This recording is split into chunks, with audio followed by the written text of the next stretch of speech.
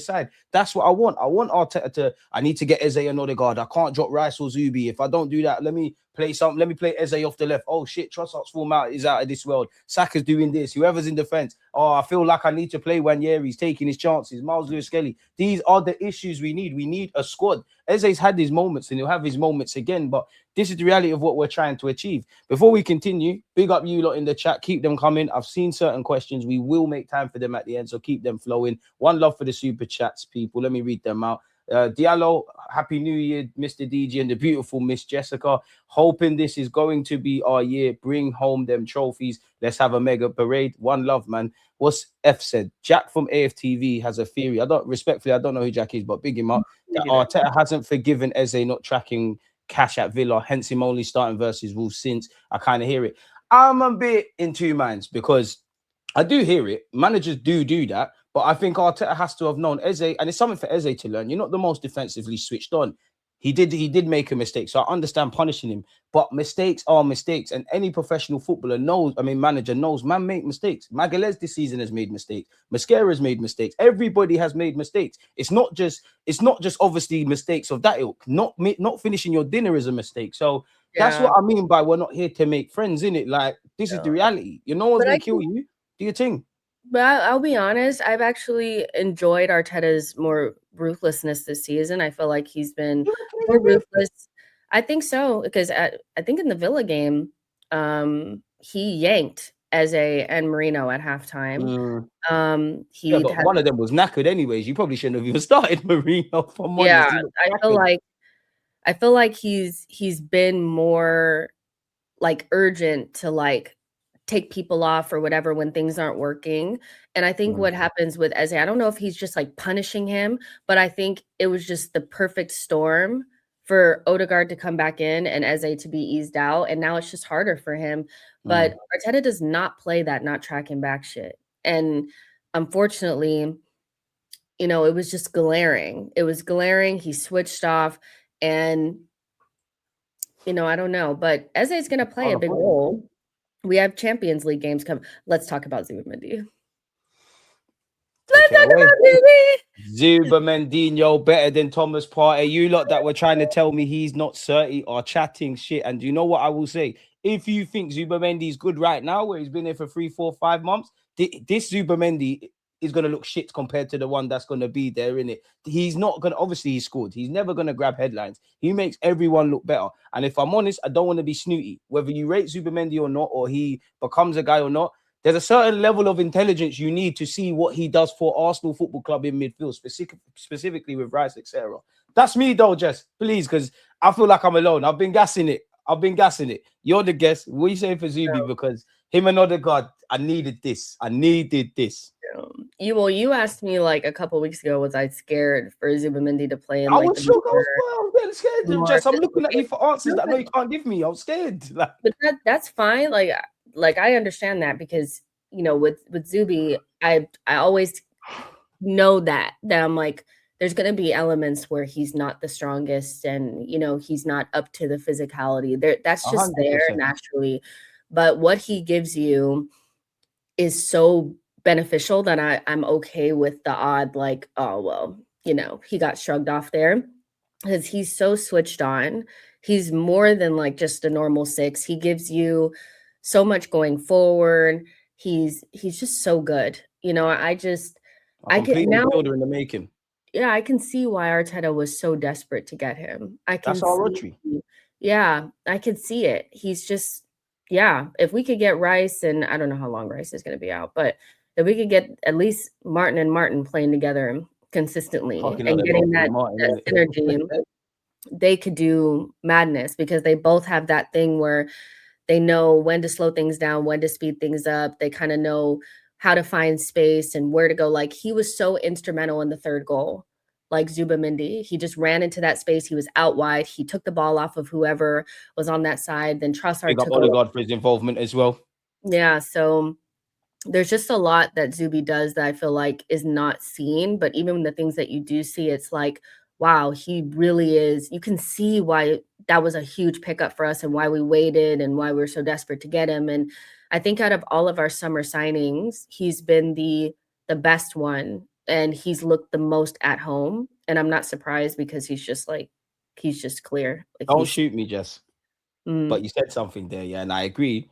But then I kind of flip it, because if I'm just looking with my first thought, I'm with you. I think Zubimendi, for what it's worth, I think all of the summer signings, you're doing good. I think you've got capacity to be better and be great. Obviously, minutes are like expectations adjusted. Like this, the way I might be looking at Gyökeres might not necessarily be the same I'm looking at Eze, or the expectations I have for Eze are very different from Madueke or Mascara, or you get where I'm going with it, innit? I think you're right with Zubi. But I think for me, of the summer signings, and I know he ain't been in for a minute, I think Mascara has been the one that's impressed me the most. Maybe because, me and you have spent forever gassing Zubimendi. We've chased him for years. So it's like, I know you've been good. Maybe it's more of a breath of fresh air. But I'd say Mascara and Madueke are the ones I'm like, I kind of understand why you're here. I feel like impress and who's been the best are two different things. True. Very true. When somebody impresses you, I think it's because you didn't have super high expectations, or you weren't quite sure about this person. I think Zubi has fit. I do feel like he's fit in the most seamlessly, but I mean, I miss Mascara down. Like that first performance that he had at Anfield, I was like, he's ready. And I think where, Hincapié and Timber weren't so, they didn't fit right. Like he's just such a perfect, like he's always been here. Yeah, he's like a twin tower, just like Saliba and Gabriel, and we need that. Our center backs, like Arteta always says, need to be fast. They need to be tall. They need to be able to pass from the back. They need to be able to do all those things. And miss Mascara, I can't wait for him to come back, because he was so good. But again, Hincapié has been great. I love Calafiori. It's not that I don't like those players. I just think Mascara was like fire. Like I do. He only had like one bad game, and that was the one against Newcastle. Yeah, again, Arteta hooked him at halftime. Those are just not things that we see from Mikel that often. And that ruthlessness is going to get us over the line. And like, logically speaking, if you want to achieve something in life, you have to be a version of yourself you haven't been before. When it's all said and done, we've had disappointments, but we've been good in the last 3 years. We need to be great. So whatever I believe, as much as me and you are waxing lyrical about Odegaard and Zubi, we need more. Mikel Arteta, whatever you think you're good at, you need to become great at it, innit? Because being good has not got us over the line. It's been a great thing. Big up everybody in the chat. This is an interesting question, Neil. Before I circle back on this, because it's on brand with the Zubimendi stuff, Dallo, appreciate the super chat. Eze will cook when the sun comes in March. Man, I hear it, man. Listen, any player who wants to cook at any given time, do your thing, innit? That's what you, me, Jess, everybody wants, by hook or by crook. I don't really care about individuals this season. I just want my silverware. If we win the league, and I don't know, God, I don't know how it's going to happen, but Gyökeres is in shouts for golden boots. Eze and Odegaard are chasing the assist record. We're getting all the clean sheets. Great. But if we win the league and Kai's got single digits, Gyökeres has got single digits, Saka's got whatever, and we do this, I don't give a flying fuck, I'll be honest, man. But love for that. Do you agree with this? Because this is a good question, actually. Do you agree there's no settled six in our squad? All our midfield do midfielder things. I think it's Zubimendi, but I get where I think he's saying in the game state, Zubi might be further forward or whatever. But where are you with that? I think it's fluid. I think that, you'll see Declan Rice in those deeper positions. You'll see Odegaard in those deeper positions. I think everybody in our midfield needs to be comfortable in advanced positions and in deeper positions. So, and I think that, like, they have that, but Zubimendi is definitely the six. But they're all comfortable doing midfielder things. So let me ask you this. Do you think Zubimendi, we could get more out of him in the final third? I know he's getting goals, but can we get more of him in that? And I only ask that because could that get more out of our strikers, whether it is Kai or Gyökeres, whoever the hell's up there? Yeah, I think so. I think, Zubi, something that I don't feel like we've fully unlocked yet is his passing in and around the box yet. And I feel like he's making late man runs. And if he can just, he maybe just keep being at the right place at the right time, we can. Because he does pop up in good positions. He does take quite a few shots, so Zubimendi has those capabilities. So and little flicks in the box as well that haven't quite gone in, man. But he loves that little nasty flick that he did against, I don't know who that was, but it was like the little flick behind the back. I was like, is this Burke? Times this season. What's going on? Oh, but I do have a question for you though. Go ahead. If Rice is out for longer, who, like, I know it probably will end up with Marino, but would you like to see Arteta do something else? Because Marino has that thing that he I don't begrudge him because it's not really his fault, but he's really easy to get by against like these more physical, athletic midfields.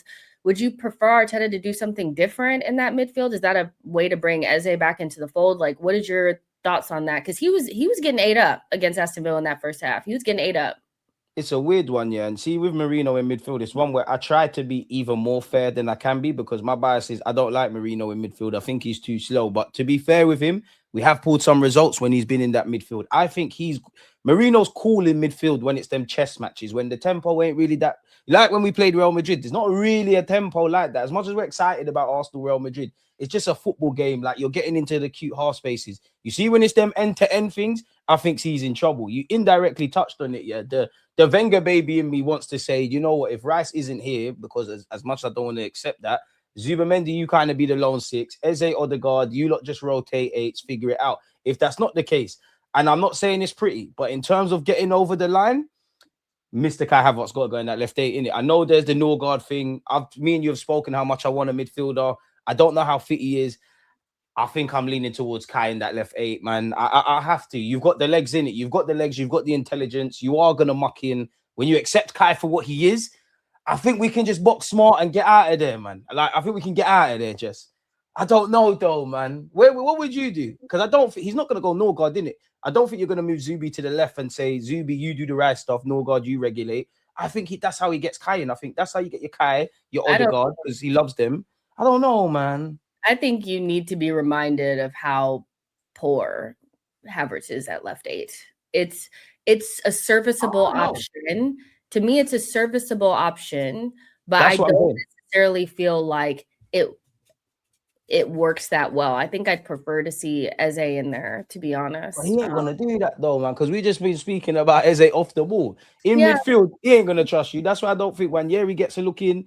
That's where I don't think Miles Lewis Skelly. I want to make clear, and the chat's even drawing me out. Yeah, I'm not saying I want this, but Jess asked me a question. I don't want to sit here and lie to you. As Jess said there, articulated it way more than I could. I guess what I was alluding to is the man's serviceable. I don't want to see it on a consistent basis. If Rice is injured, you are going to have to use Marino in midfield. Like, if there's 3 games in 10 days, there's going to be a game. Marino has to play in there. If it's an end-to-end 12:30 kickoff, I am going to go Kai. I'm not expecting. It's not nice, but I think Kai can do it. You might even see a better Gyökeres from that. I don't think there's a solution. Jess, I'm scared if that's the thing, you know. Listen, like here's my thing where I'll give Arteta some.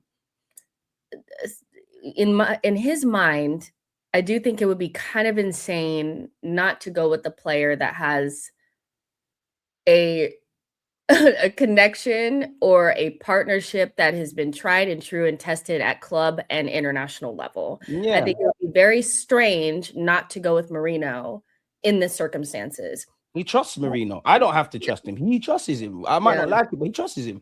And Marino is higher on the pecking order in his mind than he is in our minds. Arteta, like Mikel is next man up. Mikel Marino is next man up for him. So I think, of course, he's going to use Marino. But would I like to see something else? Probably. I just know I'm not going to. So it's just about like, we're not going to have to play too many Aston Villa, Chelsea, Newcastles. So, but we might see it against Liverpool, let alone Bournemouth. Yeah, but he was getting ate the fuck up. Like that first half, I was like, damn, they really were like, cool, Rice out, Marino in. We're just gonna go. And Onana was just going in the spot that Rice would have been. Onana came off as well. Be real. We're lucky. And also, guys, I want you. Remember when you guys wanted Onana at this club? That's his biggest problem. Is he could have blamed us right then. He could have kicked the ball right in the back of the net, but he got into the box and his brain said, "I'm too far forward. Got a nosebleed." That guy would never have been good at Arsenal. I'm sorry. I would have had him in the squad, but yeah, I can't lie. What are you saying for Gabriel Jesus? I think Jesus is our best striker, and it's only a matter of time before he's starting. I think Arteta just doesn't want to rush him, but we just look so much better with him in the team.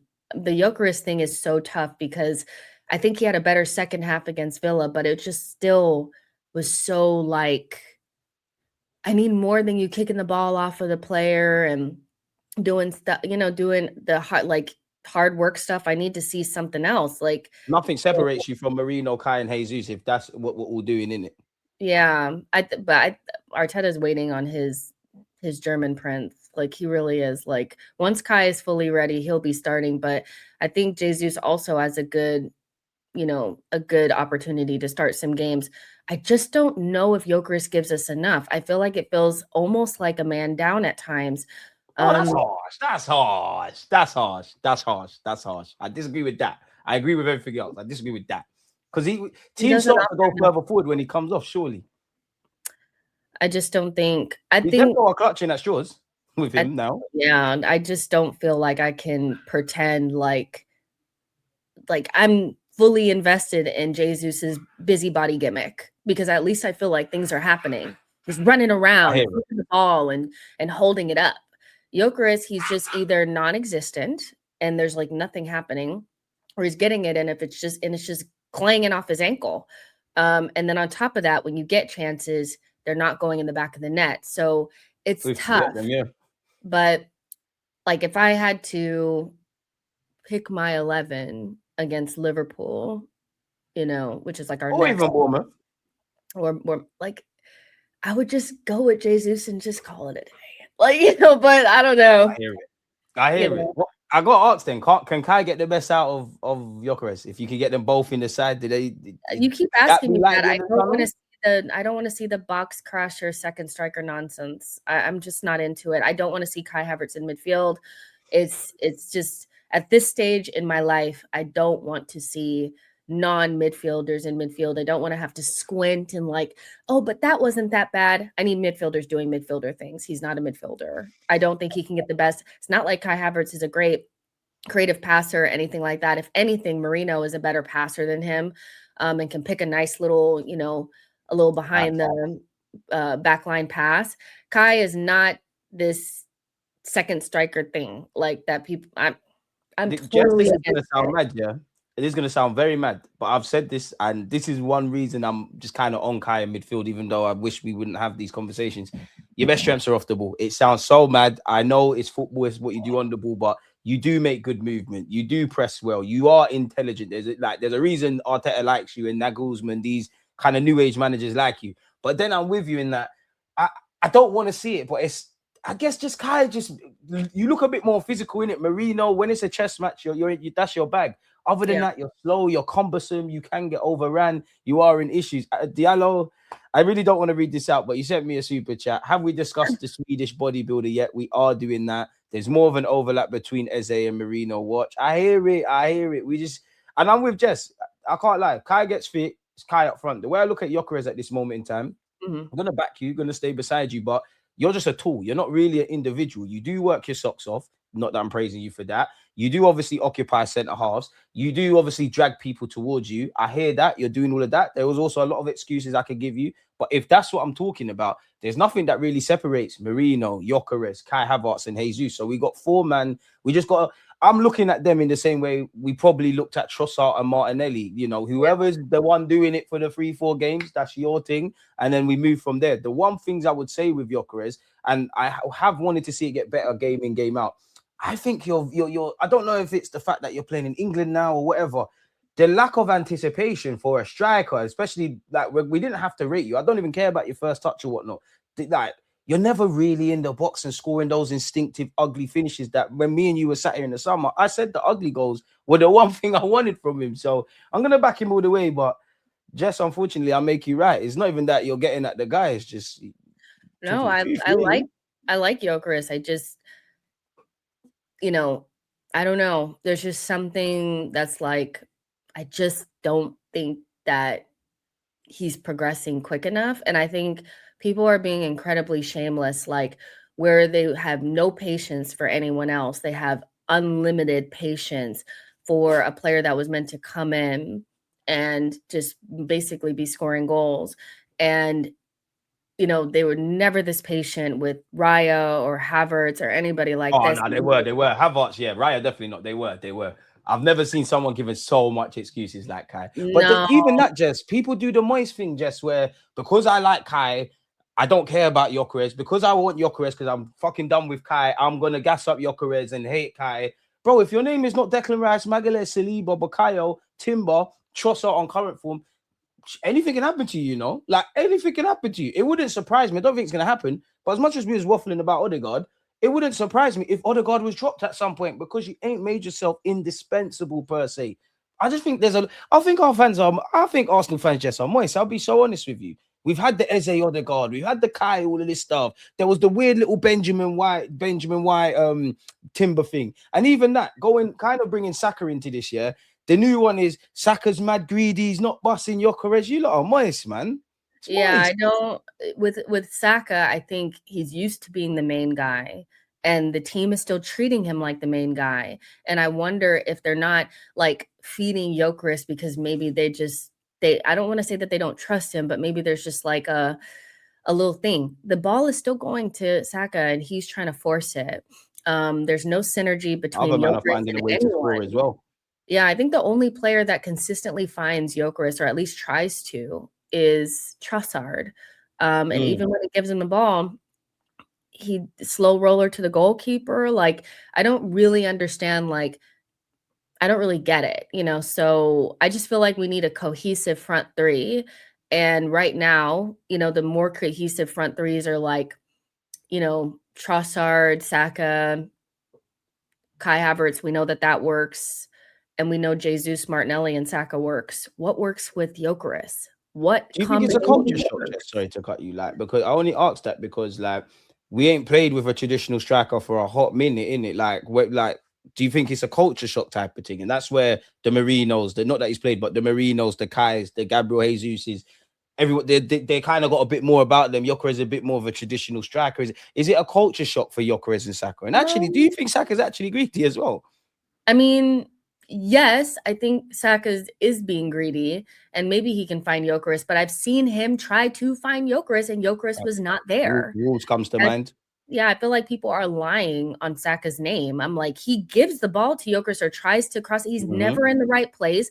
But then, you know, there's whatever game it was where maybe it was the Brighton game or Crystal Palace, one of those, but Martinelli comes on and he makes a run and he kicked it over, but I haven't even seen Gyökeres get into that spot. Saka kicks it across, and Martinelli, he should finish, but he's in a position that I don't ever see Gyökeres in. So maybe he doesn't understand his teammates, but I feel like where Odegaard was being blamed for Gyökeres before we even really kicked the ball. Oh, Odegaard's not getting the ball. You know, and then we went through all this time where nobody wanted to blame anybody. And it was just, he just needs time. He just needs time. Now Saka's being blamed. At some stage, it just needs to be, it ain't working out. And we don't need to blame anybody. If that's the case, Jess, like, do we just buy another striker next summer? And it's not to say alienate Gyökeres, but you're kind of what you are now, or what I think you are, like you're a tool in the toolbox rather than like a starter. Do we just nip it in the bud and bring in another striker and you're part of the squad, like you're the option B, the bulldozer? Or do we then go, next season, he's had a year to adapt, Arteta's had an extra year to maybe tweak things, maybe takes inspiration from Pep Guardiola and Haaland and things of that ilk? Like, where would you be at? I know it's difficult to answer on the 1st of January 2026, but nonetheless. Well, I still think there's a chance that Gyökeres will come good to a certain extent. And I wouldn't be like maybe desperate to get rid of him this summer or anything like that.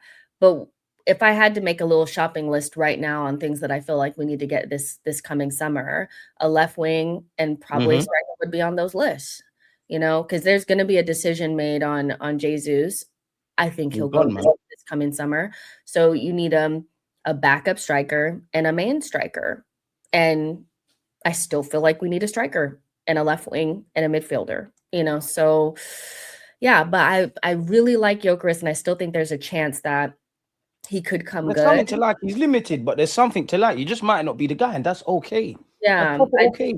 Yeah, exactly. And maybe he's just taking longer than others. I mean, but at the same time, we don't have time, and we have other options. And I like the way those other options, they just feel better right now. So I'd rather just go with those. And maybe just taking a little bit of the pressure off might help him. He's been kind of thrust into the spotlight the whole time. Nobody else has really been available. Maybe taking away that spotlight and then adding, you know, I don't know. But I agree with Kevin that like Jesus kind of gives us a little bit more. And The thing with Jesus, I just don't know how many minutes he's got in the legs, man. Because who did he start against? Palace. He did look like someone that's been missing for a minute. But I can't. You know what? If everybody was fit, I think it would be Kai. But I think Yeah. if you had 100 Arsenal fans, they would say 100 different. That there'd be 100 different answers. That's where I'm at. Like whichever's the one in it, just get the job done. I'm really kind of reliant on everyone else. I feel just that I'm personally back in this. Really, just believing in Saka in the attack. I know we're doing all right, but I still need kind of purple patches from everyone, if that makes Wait, sense. let me just believing in Saka. I mean, wholeheartedly believing in you. It's not that I don't think you lot are good players and I'm backing you. It's just I've seen 3 years of Saka making the difference. I don't even think Saka is making the difference now. I feel like so he's probably the number one assister for own goals. If we were to, it's still to this point, if we were to big up Trossard as well, because if I haven't made that clear, Trossard, you've been doing your thing this season. He's been our best attacker. He's been our best attacker, as we said earlier, but Saka's still the one I'm like, if you don't make it happen, whether you're good or not, I still am a bit nervous. I like Odegaard. We've been waffling about him. I still don't know if you're going to get me them goals and assists or engineer that. The same goes for Trossard's doing his thing, so he's irrelevant. Martinelli, it is just Martinelli, Jesus, Gyökeres, these men. It's really Saka and Magalhaes. Like when you mentioned Magalhaes earlier, like I'm gonna be real, just because. Go ahead. It's just on. I'm sorry, but I love Saka, and I do think he's being blamed for Gyökeres, and that's not on him. But in all this selfishness, I feel like that he should be doing. Where are the goals? Where are the goals? I feel like we played so well against Aston Villa, but I thought he had pretty close to a stinker. I don't think he was great in that game at all. Was he shit in a minute? He was good against Brighton, no? Yeah. I think when we say like he was good, I feel like a lot of times it's like he's doing his normal Saka thing, but there's like another level that I feel like he needs to reach for us to like really push for the title and like do things. And I don't feel like I've seen it yet. It's that's like how I feel about our he's whole in the neighborhood. Yeah, you say that about the whole attack, but Saka is the guy. So his expectations are actually higher than like a Trossard, who for me is outperforming him right now. But then is he playing bad or is he dying by the standards we know? He's not playing poorly, but this idea that like he's definitely, to me, not carrying us right now. This idea that he's not carrying us right now. He needs to go to another level. I feel like we're not getting enough yet. He's coming back from injuries and stuff like that, but I think we need more from our main guy. So let me ask you this then, yeah? Because obviously we scored 4 goals. And historically, me and you have spoken at great lengths about Mikel Arteta's creativity, like put the handbrake down, whatever you're doing. I feel, to be honest, from Wolves to now, I still don't think we're out of that. I still think only time will tell, but I think it's more of a conversion issue. If we're saying that about Saka, regardless of what we think about him, Gyökeres, regardless of what we think about him, everybody bar Trossard in that attacking unit, right? Bearing in mind, Declan Rice is still up there for big chances. Is that still something for Arteta to address then? Is that still a problem with us? Oh, absolutely. We like, honestly, if we went into the January transfer window, the one thing that we'd probably want a defender, maybe, or midfielder, but we need more goals, especially since like City are going out there and buying somebody who's definitely just there for goals. They're buying Semenyo for goals. That's what they're bringing him in for. Pep has talked about him as the striker. So yes, like, here's the thing, is if Saka is being lauded because he has the most XA and most chances created, fair enough, but then he's not our guy, because the main guy is going to be the person putting the ball in the back of the net, and we still need that. And I've always said from the beginning, Saka has been misprofiled as somebody that can do it all, but I think he's better supporting somebody who's going to put the ball in the back of the net, because his best qualities are creating chances. And we still haven't solved the goal scoring issue. So, maybe it's not a Saka thing, but when you tell me he's the guy and he's going to get £300,000 a week. Oh, Jess, you're turning into one of those. I'm not really turning. But like Roy Keane. Listen, he either needs to do more, or we need to find somebody to be the guy and stop calling him the guy. Because you know what we don't have? We don't have like a, this is probably a bad example because he's not playing good right now, but we don't really have like a Cole Palmer type player. We don't really, you know, have a player that's coming up with those big goals out of nowhere. And that's what your guy is supposed to be doing. If his main thing is he's a good creator and Cole he Palmer needs from open play is scary. it is, but at the end of the day, the reason why he gets Cole praised for Palmer, stuff Saka's killed for. I'm not gonna cap. I'm just saying, I don't think I get it. And people want to, I know it's because it's Saka, but ultimately, like, if he's not the person that's coming up with the big goals and we're just talking about it, you know, people need to finish what he's creating for them, then we need a guy. We need a guy. I disagree with that. We need a guy. Like, you know, all of our guys of the past have done both, I feel. The guy.